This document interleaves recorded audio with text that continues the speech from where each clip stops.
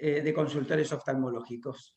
Contamos desde ya con el aporte de cada uno de ustedes para enriquecer este rato de los martes de intercambio científico, animándolos a proponer casos de su interés. Contamos este año con la participación activa de Laura Echandi y Juan Valenzuela, que organizó el año pasado. Ambos van a coordinar los ateneos, entonces pueden referirse a ellos para proponer cualquier actividad que quieran participar. Es para mí también una satisfacción anunciarles la incorporación de Agus de Gainza al staff médico de consultores oftalmológicos. Agus, felicitaciones, con especial dedicación al área de glaucoma, habiendo concluido ella una etapa muy importante de su formación con Joseph Caprioli. Así que bienvenida, Agus. Y no es casual empezar este año el ciclo de Ateneos con el área glaucoma, dado que terminó la semana pasada, el viernes, terminaron las jornadas mundiales de concientización de glaucoma, concientización de la población general y concientización de nosotros, los médicos, que tenemos mucho que ver en el tratamiento y en la evolución, diagnóstico de nuestros pacientes. Así que dicho esto, me complace presentarles el primer caso. El primer caso en realidad va precedido por este, que fue un video que largó el CAO de concientización, que me parece bueno compartirlo, y al que tenga interés de usarlo para sus pacientes, está bueno.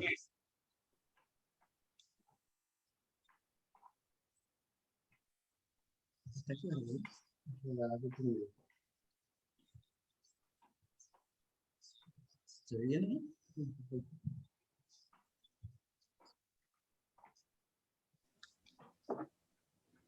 Pero no se escucha, ¿eh? Yo no escucho.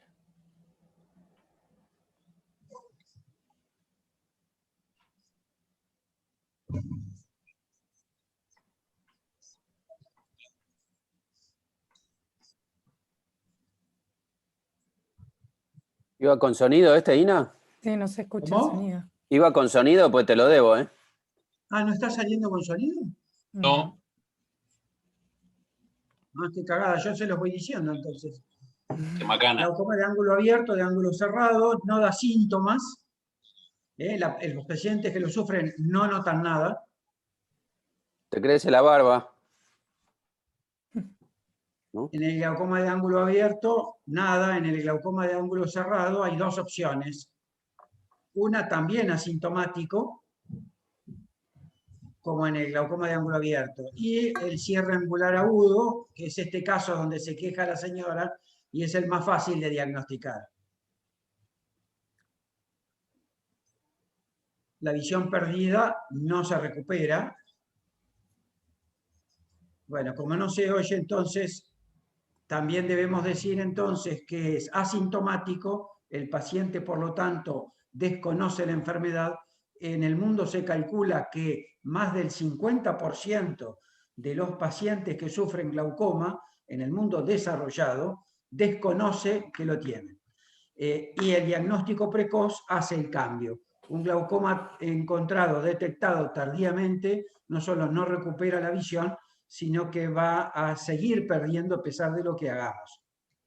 De allí la importancia del diagnóstico y tratamiento precoz. Entonces, acá tienen un poco la prevalencia del glaucoma en el mundo y la estadística. Se le fue un poco la mano con el 90%, pero bueno, habrá lugares en el mundo donde no se diagnostica nada y menos el glaucoma. Pero aproximadamente 64 millones de personas en el mundo padecen glaucoma, de las cuales la mitad lo desconoce. La incidencia 3,5 aproximadamente, entre 3 y 3,5% de las personas de arriba de 40 años.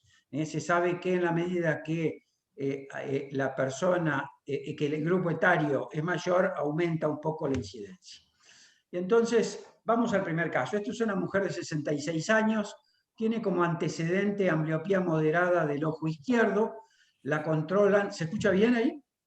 Sí, perfecto. La controlan desde hace años por presiones límites, que le encontraron una semana antes de la consulta esta, 22 y 19.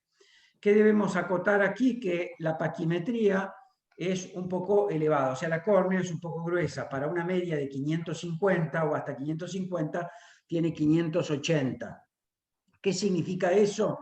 Que aumenta la resistencia en la toma. Cuando uno apoya el tonómetro, tiene que ejercer más presión para deprimir la córnea, y por lo tanto eso da una presión mayor de la que realmente el paciente tiene habitualmente. ¿Eso cuánto es? Y eso ahí más o menos es 3 milímetros de mercurio que hay que restarle a esto. Perdón, cuanto más gruesa, más fuerza hay que hacer, más alta da la presión. Cuanto más delgada la córnea, menos fuerza y menos presión hay que ejercer, más baja da artificialmente. En este caso, esos 22-19 son por lo menos dudosos en cuanto a la veracidad. Generalmente uno debería decir que es menor a eso. Bueno, pero a esta paciente le encontraron límites, eso es lo que han tomado. Cuando viene al control, viene para preguntar qué hace, si tiene glaucoma o no tiene glaucoma, por lo tanto, si debe ser tratada o no. Es una hipermétrope, tiene 10 décimas en el ojo bueno, 3 décimas en el izquierdo, una cámara amplia, un ángulo 2, es un ángulo no ocluible desde el punto de vista de la biomicroscopía, esto es Van Herik. Catarata nuclear en ambos ojos, 1, y la presión que le tomamos acá, 15 y 12. Hasta el momento eso no nos dice mucho en cuanto al diagnóstico. ¿Tiene campo visual hecho o le hicimos campo visual? Fíjense que los campos visuales son normales. Entonces, presión límite, paciente relativamente joven, campo visual normal, córnea gruesa.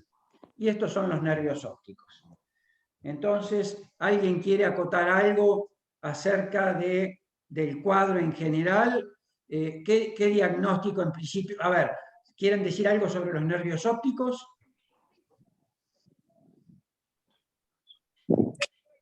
No quieren decir nada. Bueno, No parece una gran excavación. Ignacio, ¿antecedentes familiares? Antecedentes familiares no tenía. Pero como algo dijo Arturo recién, hay una pequeña asimetría entre el nervio óptico derecho y el nervio óptico izquierdo. Entonces, ustedes ven acá que esto que es la excavación, que es la parte más blanquita, digamos, que el anillo neuroretinal pasará por acá, es un poco mayor que esta excavación. Entonces, esto es un 0,2 con mucho énfasis y esto es un 0,3. Entonces, ¿qué otra característica tiene este nervio óptico? Puede ser constitucional, o sea, es una diferencia poco significativa. La única llamada de atención es que corresponde al ojo donde se le encontró un poco más de presión, que es 22. Bien. ¿Qué tiene que nos llame un poco la atención? A esto se denomina pseudopit o pit adquirido de papila, que no se comporta como los reales pits de papila con desprendimiento seroso. Es una excavación localizada redondeada, que se puede relacionar con glaucoma cuando uno tiene todo el contexto o no. Entonces, la pregunta es, tenemos esa paciente joven con campo visual normal, con presiones muy límites, con córnea gruesa. ¿Qué hacemos con estos nervios ópticos? ¿Es para observar? ¿Es para tratar por las dudas? ¿Les gustaría hacer algo más con esa paciente para... ¿Una curva te agregaría algo? ¿Cómo? ¿Curva te agregaría algo? Curva de presión podría ser, ¿les parece razonable? ¿Y campo visual? Campo visual está normal. Ah, cierto. Uno CT de fibras. ¿Uno CT o de células ganglionares macular, Ina? Bien, podría ser, podría ser. Entonces, a ver qué es lo siguiente que hicimos. Bueno, pseudopit y primera toma, como dijo, el óculo plástico. Entonces, fíjense qué pasa con el reposo, que muchas veces no genera cambios, pero fíjense en este caso, donde tenemos un caso dudoso de presiones límites y pasamos a la noche a 35 y 28. Entonces, bueno, desde ya esto cambia la situación. Ahora, ¿qué hacemos? ¿Cuál es el criterio en este caso? ¿Tratar? Sí, pero ¿cuál es el diagnóstico? ¿Qué nos está faltando? ¿Qué se les ocurre? ¿Qué otra cosa pedirían que nos ayude en el diagnóstico de esto? Ver si está Una haciendo gonioscopía. dips ¡Ah! nocturnos. Hoy está afiladísimo. ¡A la miércoles! No están grabando, ¿no? Bueno. Esto está todo arreglado, les aviso. Todo arreglado. Una gonioscopía, mirá, y desde el auto, dice el Pero oculista. mira, por suerte no estoy manejando. Bueno, una gonioscopía. Y eso, bueno, acá tienen entonces la gran diferencia que puede hacer una gonioscopía en un diagnóstico. Entonces, ¿qué tienen acá? Tienen máxima iluminación, donde se ve algo ahí, esta línea, que es el trabeculado. Un trabeculado, digamos, medianamente teñido, con repliegues allí, pero fíjense que con la hendidura fina desapareció todo. Entonces, esto es un ángulo ocluible, y con máxima iluminación ese ángulo se abre. ¿Para qué sirve que se abra? Ustedes no tienen que examinar en gonioscopía con esta iluminación, porque la mayoría de las veces le va a dar un ángulo abierto. ¿Por qué? Porque el reflejo fotomotor hace que el pliegue, el último pliegue, se planche. Entonces, sí le sirve para ver si hay goniosinequias, si hay pigmento. Bien, entonces acá tenemos una paciente que tiene eso, tiene un daño entonces inicial, donde hasta el momento ni siquiera era tratada porque eran presiones límite. Fíjense que esto no es excepcional. Y este es el gran problema en el glaucoma. Ignorar que hay muchos pacientes que tienen cierres transitorios y que van a hacer daño durante la vida y nadie les da bola porque tienen 12, 13, y si uno no busca esto y no hace gonioscopía, perdimos la gran oportunidad de tratarlo. Entonces, fíjense esa otra imagen. Entonces, aquí teníamos abierto por iluminación. Ahora, este no es el mismo caso, pero es para explicar eso. Entonces, ¿qué podemos ver? Podemos ver de nuevo el ángulo. Ese es el trabeculado, esa es la línea del trabeculado. Y acá tenemos pigmento esparcido. ¿Qué quiere decir el pigmento? Que es más fácil de ver en estos iris pigmentados. Eso significa indirectamente que ha habido episodios de aposición, o sea que el iris ha tocado el trabeculado, se ha apoyado y se ha apoyado de manera tal que han quedado grumos. ¿Por qué? En principio no es por sinequias, si bien después pueden aparecer, es porque el trabeculado es como una aspiradora, entonces se pega el pigmento en ese trabeculado y eso nos da oportunidad de saber que en este caso están sucediendo episodios de cierre transitorio con picos como los que vimos. Entonces, ahí tenemos un caso muy interesante que venía pasando desapercibido y que la indicación en realidad, porque tenía, y ahora lo vamos a ver, un cristalino bastante anticipado, lo que se llama volt aumentado, que es el cristalino cuando está como extruido hacia adelante y cierra más el ángulo. Hicimos en abril del 19, el 8 y el 22, FACO en ambos, la visión 9 décimas y mejoró un poco el amblíope. El último control fue este año, 16 y 15, 10 décimas de visión, 5 décimas de visión. 16 y 15, esto fue en el reposo, porque si no durante el día estamos en la misma, no vale para nada. Esto fue reposo. Quiere decir y te hago una pregunta. Sí. Que sea hipermétrope la pone en un riesgo mucho mayor. Sí. O sea, si no hubiera sido hipermétrope, vos hubieras investigado todas estas cosas igual. Sí, igual lo investigo, pero cuando es hipermétrope, vos ya ves que la cámara no es tan amplia, A ver, Sí. el mayor riesgo es mujeres hipermétropes. Es donde el iris plató, o sea, los ángulos ocluibles se ven con más frecuencia. O sea que vos tenés un hipermétrope. Y si es una mujer con lo que se llama personalidades depresivas y que están tomando ansiolíticos y qué sé yo, peor porque están todos contraindicados en el ángulo ocluible, en el ángulo estrecho. Van a ver que todos esos dicen contraindicado en el glaucoma de ángulo estrecho. Generalidad, no necesita ser glaucoma, ángulo estrecho. O sea que sí, es así.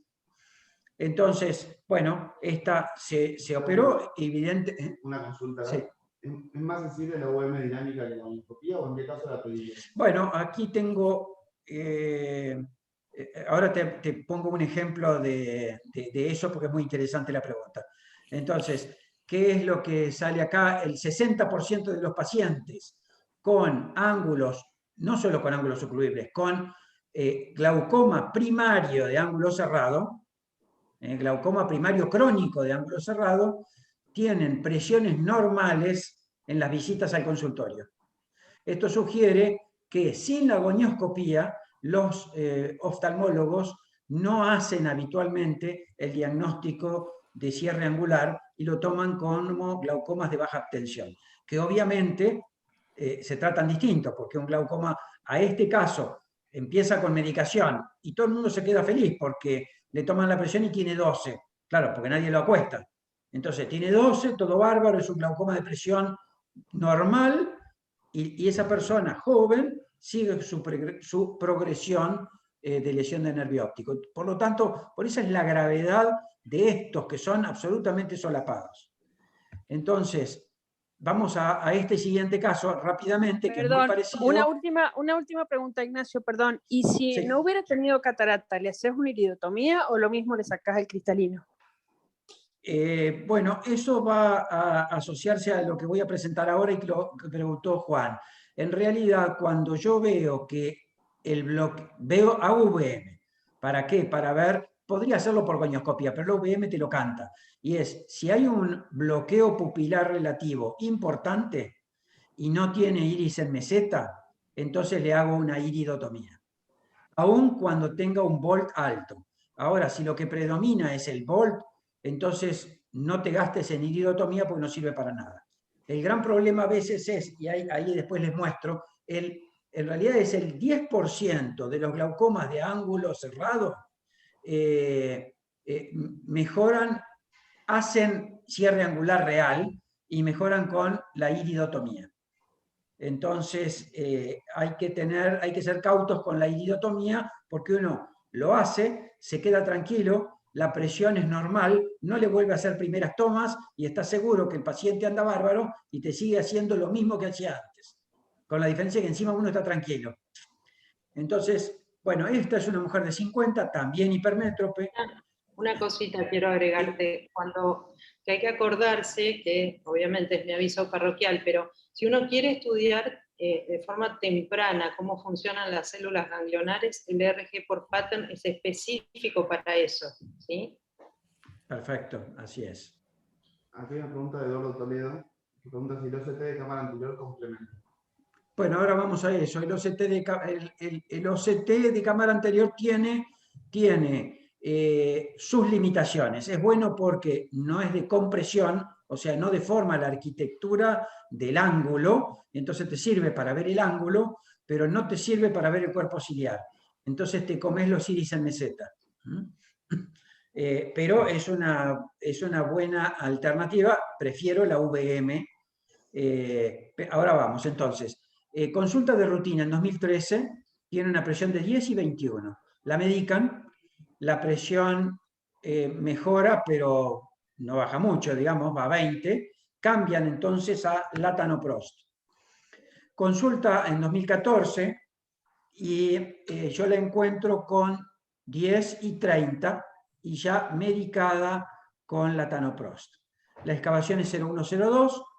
Acá hice una prueba, como ya lo saben. Bueno, yo cuando veo esto y veo un ángulo ocluible, a veces le pongo pilocarpina. ¿Por qué? Porque la pilocarpina tiene un efecto mecánico sobre el ángulo. Y si no hay daño trabecular y hay daño solo mecánico, la presión baja significativamente. Cuando además ya hay daño trabecular, o sea que es un estadio más tardío, la presión no baja. Entonces uno ya sabe a qué se está enfrentando. Si va a terminar no solo sacando el cristalino, sino haciendo alguna cirugía de glaucoma, o que tiene grandes chances de mejorar con la FACO. Entonces, este era el OCT. Ustedes ven que en el ojo izquierdo hay una pequeña diferencia, pero no es significativa. Copa disco y la excavación, acá tienen una pequeña diferencia, sin llegar a la patología. Quiere decir que, de nuevo, Ina, sí. ¿vos haces una explicación de qué se ve en un OCT para un oculoplástico que nació después, antes de esto? Bueno, ¿Qué tengo que ver en esos colores? Este cuadro es el que me gusta más porque es un resumen de todo. Y entonces tienen de este lado, es análisis de nervio óptico y capa de fibras del nervio óptico. Y este es el macular, estudio celular ganglionar, de acá.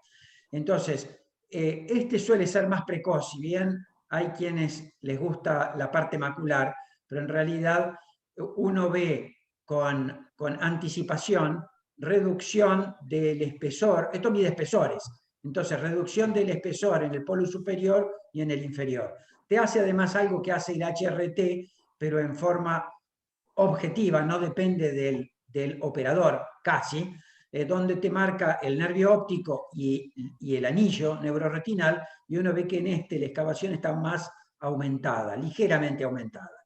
Entonces uno asume por los números que tenés acá te da entonces la capa de fibras y te da el resumen. Este es el resumen. Entonces uno ve que está ligeramente disminuida en el izquierdo, y si vas al volumen del anillo, está ligeramente disminuido, y si vamos a la mácula, este es capa celular ganglionar, está ligeramente disminuida, pero todo en valores normales.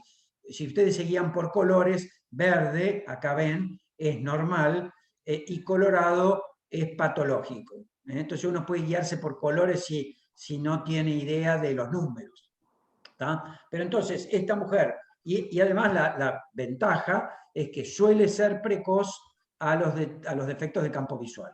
Los defectos de campo visual generalmente son tardíos. Entonces, ese OCT era normal, campo visual normal, ahí los ven. Y acá tenemos la VM. Este coso que aparece, ¿a ustedes les aparece también tapando la pantalla? ¿No? No. Ah, bárbaro. Entonces, ¿qué vemos en la VM? Bueno, ojo derecho, acá está la córnea, el iris, este es el cuerpo ciliar, que es lo que no se ve en el de cámara anterior, en el OCT, y entonces podemos ver la estructura del iris, la cara anterior del cristalino, y entonces podemos ver la posición de la cabeza del iris en la medida que la punta, que la superficie de aposición es menor, significa que hay mayor bloqueo relativo. El iris se hace convexo, empieza a hacerse convexo, y el apoyo, ya lo vamos a ver después, es menor. Eso nos habla de cierto grado de bloqueo.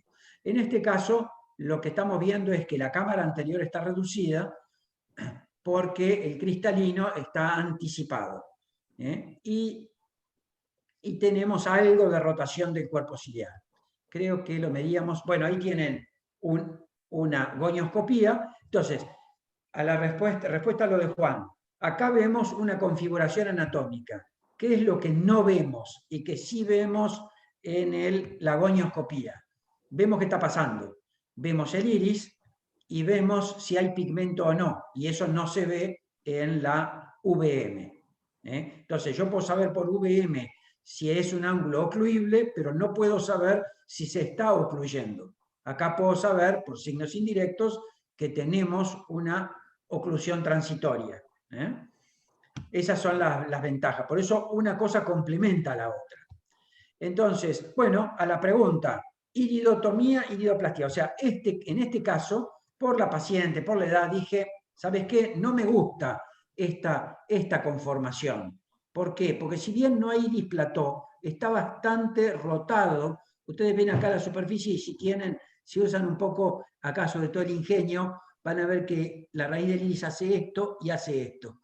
O sea que hace como una curva. El último pliegue hace una curva. Entonces, igual dijimos, bueno, por lo tanto dije iridotomía e iridoplastía para quemar la raíz del iris y ampliarla. Fenómeno 11-15, mejoró la presión y ahí tienen la iridotomía. Fíjense que no cambió nada. O sea, ahí tenemos el agujero, sigue bloqueado el ángulo, sigue acá, se abrió un cachitito por haber calentado, pero el espolón está acá. Quiere decir que el trabeculado está ahí. Mejoró, no está totalmente obstruida, porque fíjense que acá hay un espacio. Pero miren el espacio en la cámara anterior. Quiere decir que ahí el cristalino es el que tiene mayor incidencia en este cuadro.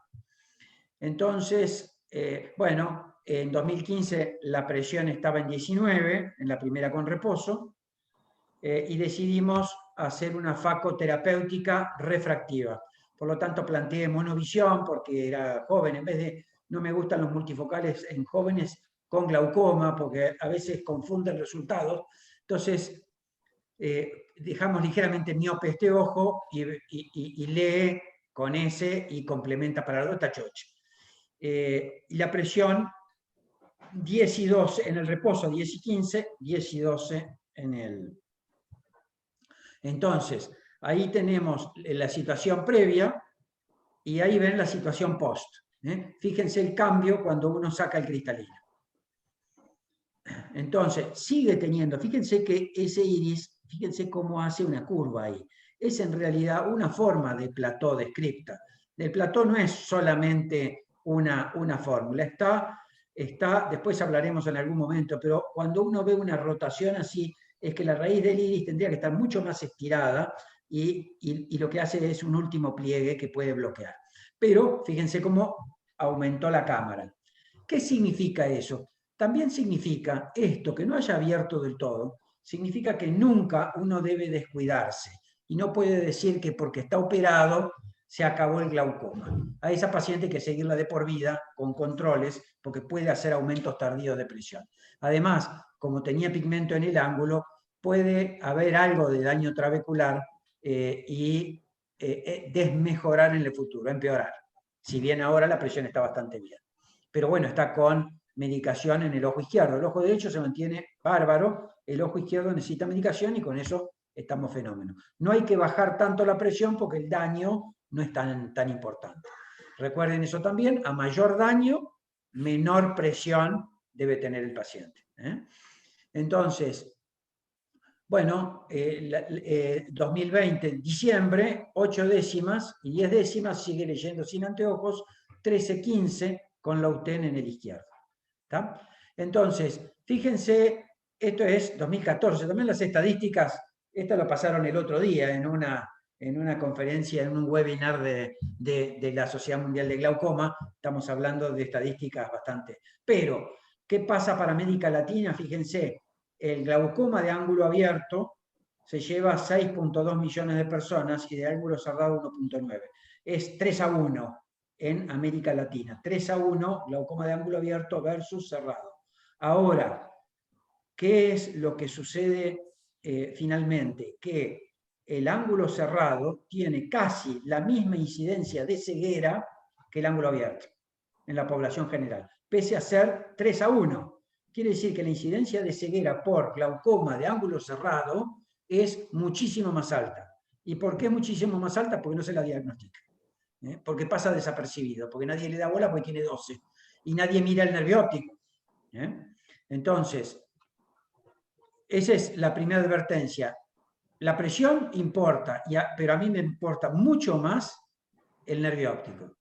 ¿Por qué? Porque presiones normales no significan nada ante un nervio óptico patológico. O sea que es la oniopía final, esa es para diagnóstico, pero para cualquiera que atiende pacientes, tomar la presión ocular no es lo último es mirar el nervio óptico.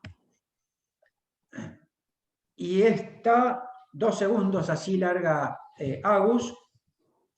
Estas son los más clásicos, ¿ven? Generalmente personas más grandes son las que hacen cierre angular agudo. Fallece la hija y a la semana náuseas, vómitos, pérdida de visión. Le encuentran 65, le hacen una trabeculectomía. Entonces, cuando yo la veo, tiene ya la trabeculectomía, que parece una pseudo-iridinclesis, y un ángulo 1 en el otro ojo. Ahora, presión 20 y 13. De nuevo, interesante. 13, pero una excavación de 0,7 y no le dieron pelota. Y ya había hecho un cierre angular agudo.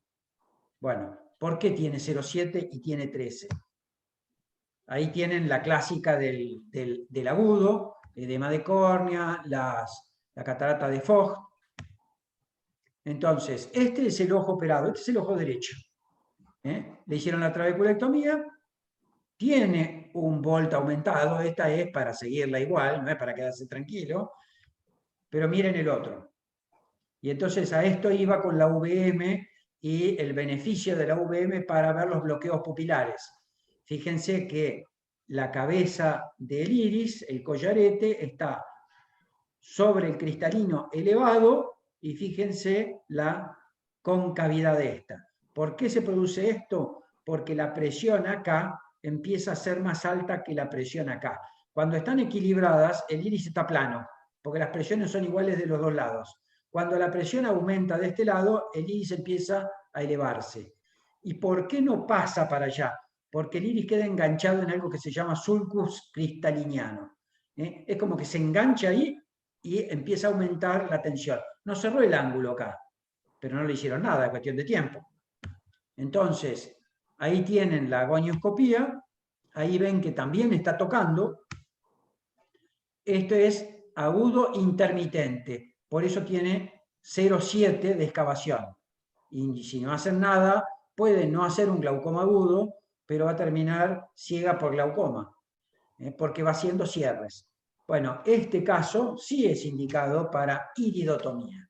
Ahí tienen la iridotomía, y entonces, fíjense cómo estaba la cámara, ese es el Van Herik, así lo ven, entonces tiene un 1 casi, fíjense cómo se amplió después de la iridotomía. Y entonces ahí tienen pre-iridotomía, como estaba esto así, post-iridotomía que se planchó. Esta marca acá les diría que es probable que le haya hecho algo de iridoplastía. Cuando uno le quema el ángulo, yo la iridoplastía no la hago a ciegas, sino que pongo el gonioscopio, entonces tiro bien ahí, suavecito. Entonces el iris generalmente se plancha bastante. Eso ha sido cuando veo que igual se cierra Bueno, ¿qué pasa con los síntomas? Fíjense, porque esto es interesante, porque uno busca los síntomas.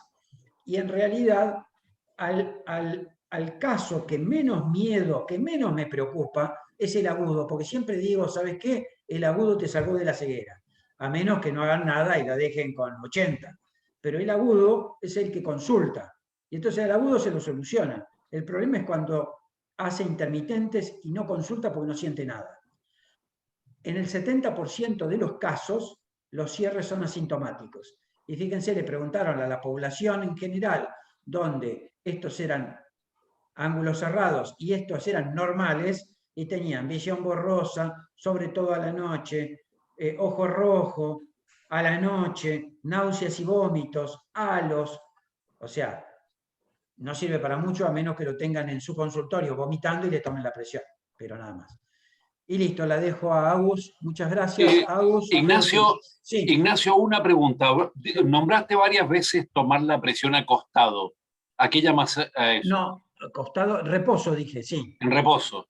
Sí, en reposo, bueno, a ver, el control con reposo, si le preguntabas a San Paulesi, te decía que el paciente tiene que estar acostado en el consultorio que él tenía preparado para eso, con una lámpara no con un tonómetro manual, sino con una lámpara de hendidura, que él la tenía colgada del techo para hacerle la tonometría y que el paciente no se moviera.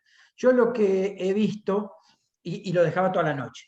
Entonces, Borrone hizo un estudio interesante de tonometría, de curva de presión, y el resultado que coincido absolutamente es que si al paciente se lo acuesta a las 7:30 de la mañana, durante una hora, bien acostado, uno lo levanta y le toma enseguida la presión, prácticamente no cambia. Ahora, si ustedes lo hacen caminar, dan vueltas y le toman a los 5 minutos la presión esa que tenía en ese momento se compensó totalmente. Entonces, hay que hacerlo acostado, no es necesario internarlo, hay que hacerlo acostado y tomarle la presión en cuanto se levanta con la lámpara de hendidura y con la que sea más confiable. Los tonómetros, además, muchos están descalibrados. Entonces, tomar el tonómetro más seguro y con ese hacerle, aunque lo hagan caminar 3 pasos hasta el consultorio donde tienen seguro el tonómetro. Ahora, acostado es acostado. A veces me he encontrado acá los pacientes en reposo y que los tienen sentados. Entonces, eso no es con reposo, eso es paciente sentado. Entonces, después está la otra que es la prueba del agua, pero la prueba del agua es demasiado, digamos, antinatural. El reposo simula las condiciones de la noche. El paciente duerme así. El paciente no toma 3 litros de agua en 2 minutos.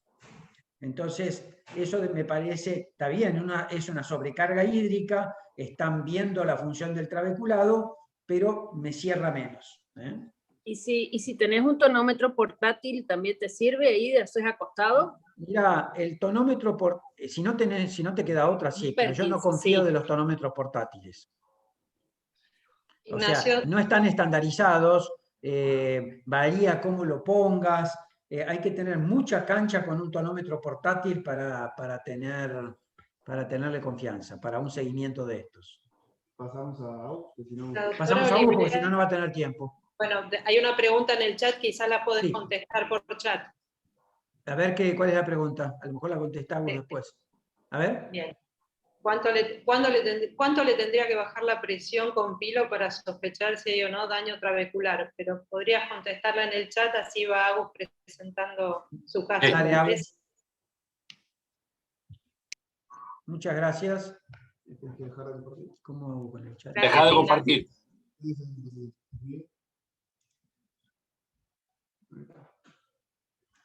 Y ahora en el chat. Y esto me voy a...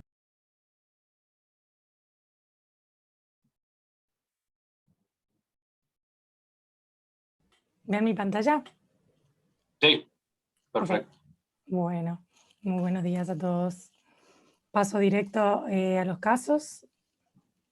Si esto me funciona.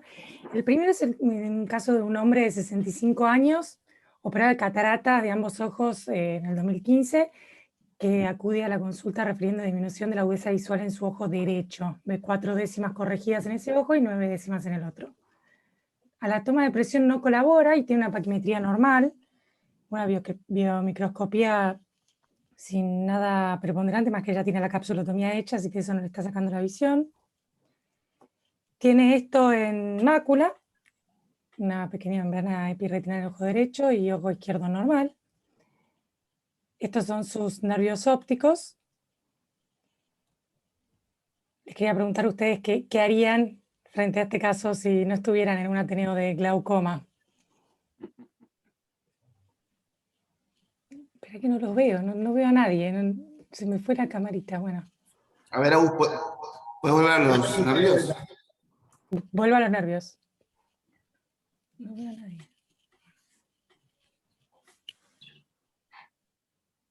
¿Podemos ver el OCT también, Agus? ¿Podés volverlo?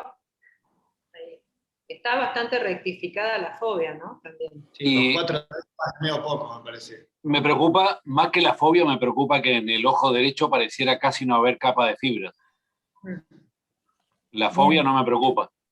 Muy bien, ok. El ojo, y la foto del nervio óptico del ojo derecho pareciera como que estuviera atrofiada todo el lado nasal. Cosa medio rara, pero... Ok. Sí, se ve como vertical la excavación, digamos. Aumentada, perfecto. Muy bien. Bueno, no salieron corriendo a sacarle la membrana, me parece No. atinado. Para los que estuvieron en la última charla que di, que hablé del glaucoma como un rompecabezas dinámico, como la conjunción de varias partes, si en este caso no podemos contar mucho con la presión intraocular, ponerle que no sabemos qué presión tiene el paciente, pues no colabora, entonces tenemos que fijarnos más en otras partes de este rompecabezas, como ser los estudios funcionales del nervio óptico, estructurales, y por supuesto el aspecto del nervio que veníamos charlando recién, y todas las otras piezas del rompecabezas que siempre tienen que estar en la cabeza, como la expectativa de vida del paciente, la paquimetría, los datos demográficos, el agonio y los antecedentes familiares. Acá más o menos les delineé a grandes rasgos la copa y el disco para que vean la enorme asimetría que hay, como bien dijeron, el ojo derecho está mucho más excavado que el izquierdo. Esto se condice también, lo podemos ver con el estudio estructural del OCT, una importante disminución de capa de fibras en el ojo derecho, y estos son sus campos visuales. O sea que si hubiéramos salido corriendo a operarle la membrana del ojo derecho y después aparecía esto, probablemente el paciente no hubiera estado muy contento. Está claro que lo que tenemos es un glaucoma, el diagnóstico, ¿no? Pero bueno, no sé de lo que vieron ustedes si les parece que es un caso de un glaucoma unilateral o un bilateral asimétrico, con todos los posibles diagnósticos en cada uno de esos casos.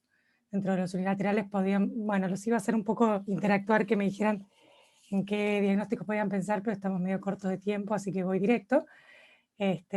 Como los unilaterales, a grandes rasgos, un antecedente de trauma, un tumor, uveitis, un glaucoma neovascular, cirugía retinal en ese ojo, un inducido por cristalina o inducido por corticoides. Y dentro de los bilaterales asimétricos, que la lista acá es más corta, pero por supuesto se lleva la mayor parte de los casos, tenemos los glaucomas de ángulo abierto, los de ángulo cerrado, pigmentario, subxurativo y juvenil. Me puedo haber olvidado algún diagnóstico, pero esto es más o menos bastante completo. Bueno, como dato de color, este paciente tenía un eczema palpebral en el ojo derecho de mayor daño que había estado tratando a demanda con Kidex durante 5 años. Él iba solo a la farmacia, se compraba el Kidex y se lo ponía cada vez que empeoraba su eczema. Con esto básicamente le podemos poner el sello diagnóstico al glaucoma inducido por corticoides, en este caso favorecido por el estrato, por el adelgazamiento de la zona palpebral, el adelgazamiento de la piel en esa zona, la alta densidad vascular y el elevado ritmo de absorción. Así que este paciente se puso un glaucoma en ese ojo. Por supuesto, como tratamiento, lo primero que hacemos es suspender el corticoide, ver hacia dónde va la presión solo suspendiendo o agregando, bueno, por supuesto una gota, o pensar en cirugía de acuerdo a si llegamos o no a la presión objetivo que necesitamos para ese ojo, para ese paciente, que va a ser muy baja, suspendiendo los corticoides y tratando con gotas.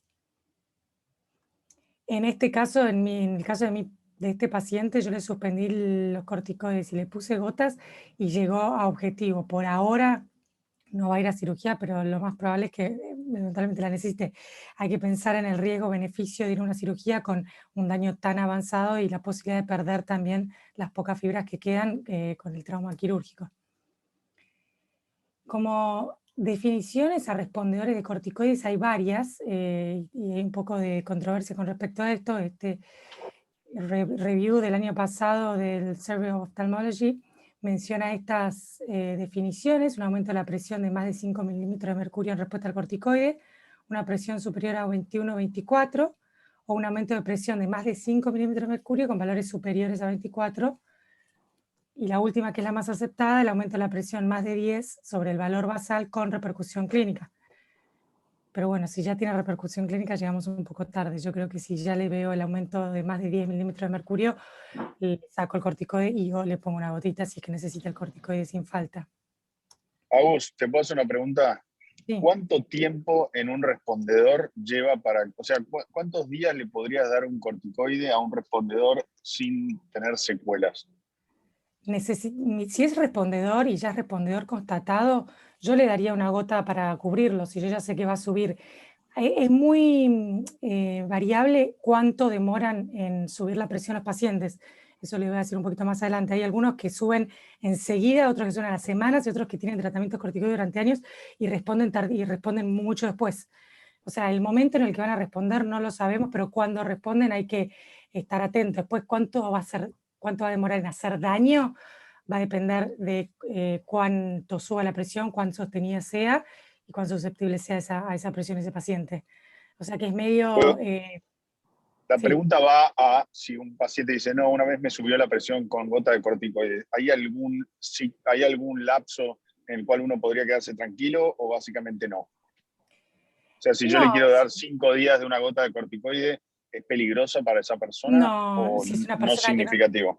no, si es una persona que no tiene ningún daño, si yo ya sé que tiene el nervio perfecto, que tiene tela y que no es, de vuelta, es muy personal, pero yo no tendría problema en ese caso. Si es un paciente que no tiene ningún daño previo y una vez respondió al corticoide y le quiero tratar una conjuntivitis, se la trato. Después le digo, vení que te miro la presión, cosa de que no hayas hecho un aumento muy alto y tengamos que hacer algo.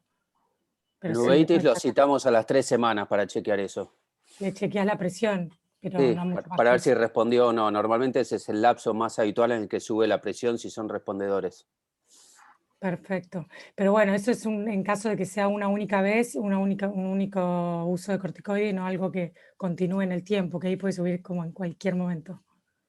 Lo Ahí que hay tiene, una acotación para hacer y es que muchos pacientes, cuando se les ha encontrado una presión así, quedan muy preocupados, depende del paciente. Entonces, es bueno que si tiene ese antecedente y el paciente dice, mire que yo respondí, dice, no se haga problema, le vamos a dar una gota profilácticamente, contrólese la presión y a otra cosa, no le preste atención a esto.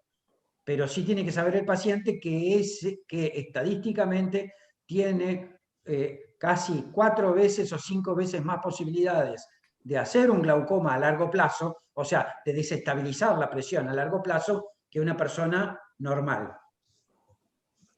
lo que tiene el glaucoma inducido por corticoides es que clínicamente es exactamente igual al glaucoma ángulo abierto, no es que nosotros por goño o de alguna otra manera podemos darnos cuenta que, que el paciente tiene un inducido por corticoides. La única manera es con el interrogatorio. Hay pacientes que, viste, tienen la gotita que le dieron una vez para la conjuntivitis en su casa y se la ponen cada vez que le pica un ojo. Entonces, si no llegamos a eso, quizás que solo sacándole el corticoide podríamos solucionar el caso. Nos mandamos por ahí a operar el paciente porque pensamos que tiene un ángulo abierto ya instaurado. Un tercio más o menos de la población normal responde a corticoides de manera moderada, entre 6 y 15 milímetros de mercurio, y un porcentaje mucho menor responde severamente con un aumento mayor de 15 milímetros de mercurio, y la gran mayoría de los pacientes con glaucoma son respondedores. La fisiopatología, que no sé si se entiende mucho con respecto a cómo se genera el glaucoma por corticoides, es por un aumento de la producción y una disminución de la destrucción de la matriz extracelular. O sea que hay un aumento en la resistencia al drenaje del neuromo acuoso. Y como factores de riesgo conocidos, está como principal el glaucoma de ángulo abierto, o la historia familiar de glaucoma, niños chicos de menores de 6 años o de edad avanzada, las enfermedades del tejido conectivo, la diabetes y la miopía. Estas últimas un poco más dudosas. Y lo que venía diciendo antes es que se puede desarrollar semanas, meses o años después del inicio de uso de corticoides, con lo cual tiene que ser periódico el control de la presión, y que tras discontinuar el tratamiento, la presión suele tardar en restablecerse aproximadamente al mismo tiempo que demoró en aumentar. Estas conclusiones son medio obvias, pero bueno, siempre usar de manera controlada y supervisada los corticoides. Todas las vías de administración pueden desarrollar tanto la hipertensión como el glaucoma, y la vía tópica es la más frecuente, llevándose el 3/4 partes de los casos. Y si bien el aumento de la presión es reversible, el daño instaurado ya no, así que estar atentos. Después, si tengo tiempo, doy el segundo caso brevemente, que es una mujer de 54 años, que refiere a un episodio de presión ocular elevada en septiembre del 2020, sin saber bien de cuánto era esa presión, y desde entonces está con un tratamiento máximo en ambos ojos. Tiene como antecedente familiar una hermana ciega por glaucoma, agudeza visual de 5 décimas y 2 décimas, con una refracción casi normal, biomicroscopía normal y una presión de 16 y 17. De vuelta, volviendo al ejemplo del rompecabezas dinámico, abajo a la izquierda está el caso del antecedente familiar de la hermana ciega por glaucoma, que en ese caso es una pieza bastante más importante que si ella me hubiera dicho que tenía una abuela que controlaba con gotas. Ya me llama más la atención el caso de la hermana joven ya ciega por glaucoma. No tengo fotos de los nervios, pero esto más o menos se puede ver bastante bien, que tiene excavaciones terminales en ambos ojos y estos campos visuales. Tiene el famoso efecto piso de capa de fibras en el OCT de ambos ojos, fibras. Y una vez más, bueno, no sé si quieren pensar en algún diagnóstico, estamos medio cortos de tiempo. ¿Qué es el efecto piso, perdón, de vuelta? El efecto piso es donde tenemos, donde lo único que queda, más allá de 40 micrones, 50, 40 micrones, nunca va a ir más abajo de eso el espesor de capa de fibras, no porque queden fibras, sino porque quedan células gliales y otras células que nunca se van a degenerar y por debajo de la cual nunca va a bajar el espesor de capa de fibras, pero aún así el paciente ya no le quedan fibras en el nervio óptico. No sé si lo expliqué bien. O sea que te engaña. Te engaña, Sí. o sea, no es que te engaña, pero ahí ya no hay fibras nerviosas, hay glía, matriz extracelular y otros... Donde, a ver, tocan el gráfico, ¿qué tendría que mirar? Si miro Todo eso. este espesor que ves acá, que es lo que está delimitando lo que debería ser la capa de fibra nerviosa, la línea roja y la línea azul, y que después se traduce en este círculo que ves acá con los espesores de 35, 51, 28, todo esto está midiendo glía, no está midiendo más capa de fibras, pues la capa de fibra está Igual totalmente adelgazada. al estar todo en colorado ya me dice que está todo mal. Claro, llama un poco la Bien. atención, pero para que Perfecto. nunca, si uno ve 50 ahí no dice, me quedan un poco de fibras, no, eso es más o menos lo mismo que decir 0 fibras. Bien. Sí, si te fijas, mira, volvela un segundo para Martín, que también estaba ahí mirando esto. Si vos ves esa línea azul que te muestra por dónde está pasando el corte, llega desde la papila hasta la fobia, y esto es una línea recta plana. Normalmente vos tendrías esa formita con la lomada y la depresión foveal. Esto es una recta. Y perdés la doble ojiva, ¿no? En la normalidad uno debería tener esas 2 ojivas representantes al polo superior e inferior del nervio óptico donde más fibras nerviosas hay. Eso ya no está más. Fantástico. Bueno, por supuesto, a esta paciente le hice un agonio y tenía 3 de 4 cuadrantes donde no veía ninguna estructura. Esta foto se la robé a Ina porque yo no tenía foto del agonio, pero tenía el famoso pigmento en parche del que tanto habló Ignacio en la clase anterior. Así que tenemos otro caso de glaucoma por cierre angular primario, subagudo o intermitente, que Ignacio se recontradetuvo y lo explicó perfecto, pero es el típico caso que por no haberle hecho un agonio llegó a este daño recontra avanzado porque fue totalmente asintomático en su presentación. Nunca hizo el agudo, fue cerrando, fue dañando el trabeculado, fue aumentando paulatinamente la presión y hasta que no le encontraron la presión alta en el consultorio, nadie se preocupó por mirarle la agonioscopía o mirarle bien los nervios ópticos. Así que tener, de vuelta, no me detengo mucho en esto, pues ya habló un montón Ignacio, pero es el glaucoma crónico de ángulo cerrado, tiene un cierre gradual y asintomático, por lo cual suele diagnosticarse en estadios avanzados. La única manera de agarrarlo es o tarde o con la agonio. Es la forma más común de presentación de cierre angular, aunque nosotros habitualmente nos detengamos más en el agudo, es mucho más común. Es menos frecuente, pero más agresivo y causa mucho más ceguera que el glaucoma de ángulo abierto. Y puede presentar presiones normales entre episodios, así que tenemos que tener el foco en la agonioscopía y en el aspecto del nervio óptico. Así que esto para completar todo lo que estuvo hablando Ignacio anteriormente. Y termino rápidamente en hora la charla. No sé si alguien tiene algo para aportar. Yo tengo una pregunta, Agus, del caso anterior. Sí. De los corticoides. ¿Qué corticoides generan más aumento de presión y cuáles menos? Más o menos tener en cuenta la misma potencia antiinflamatoria que tiene va a ser paralela a la potencia, a la posibilidad de subir la presión. Cuanto más fuerte el corticoide, más probabilidad de subir la presión, cuanto más tiempo lo uses, más probabilidad de aumentar la presión, y la vía de administración, a más cerca del ojo, más probabilidad de aumentar la presión. Es más o menos lineal el daño que puede generar el corticoide. Y ahí el acetato de prednisolona, que es el que tiene mayor penetrancia, es más problemático que la dexametasona, que tiene menor penetrancia, ¿no? Por eso lo de superficie generan menos hipertensiones, si bien la generan también, ¿no, Agus? Sí. Totalmente. Espera que tenía un cuadro, pero no sé si lo voy a poder mostrar.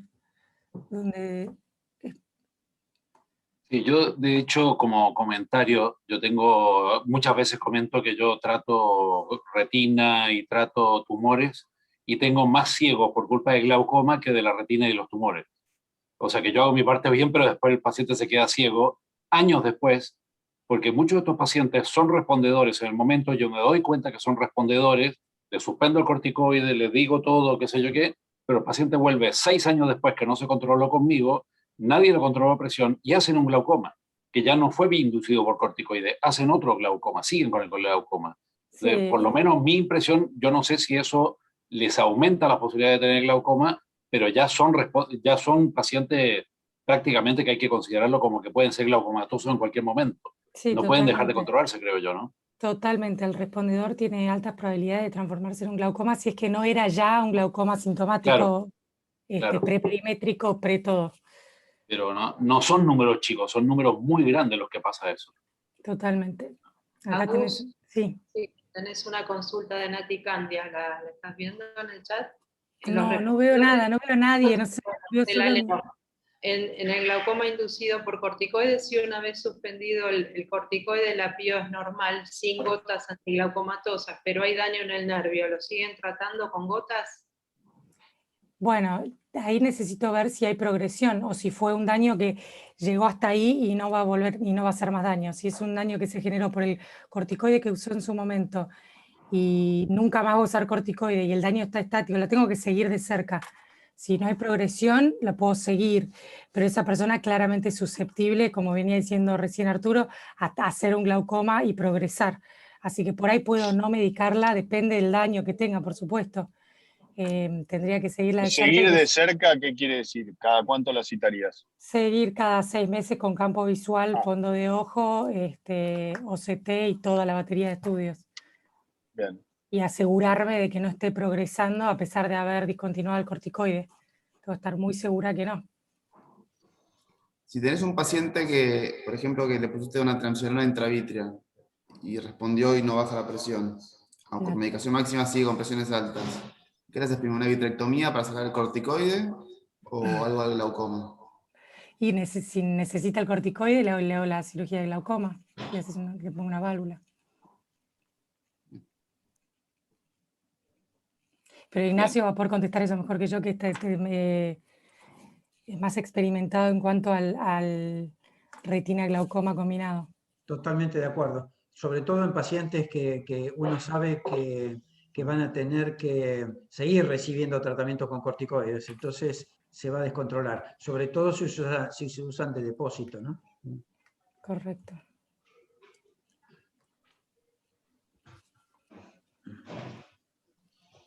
Hay otro ¿Alguien caso, tiene alguna consulta? aquellos que tienen aceite de silicón y que hacen aumentos de presión ocular, también son un tema aparte que también podemos charlar en otro momento, pero que cuando empiezan a hacer hipertensión, normalmente responden bien a las gotitas inicialmente, y a veces uno pierde tiempo allí porque cree que con eso va a controlar. El paciente se va, vuelve a los 6 meses y muchas veces ya con daño. Entonces, cuando uno detecta en un paciente operado con aceite de silicón que empieza a hacer picos, tiene que ser muy cuidadoso con los seguimientos para actuar tempranamente y que no pase eso, que el paciente se te quede ciego con retina aplicada porque se fue, no se controló más y terminó con daño glaucomatoso, ¿no? Esa es una gran picardía a veces, después del esfuerzo hecho por una cirugía exitosa, ¿no? Que no lo soluciona generalmente sacar el aceite, perdón, agrego, ¿no?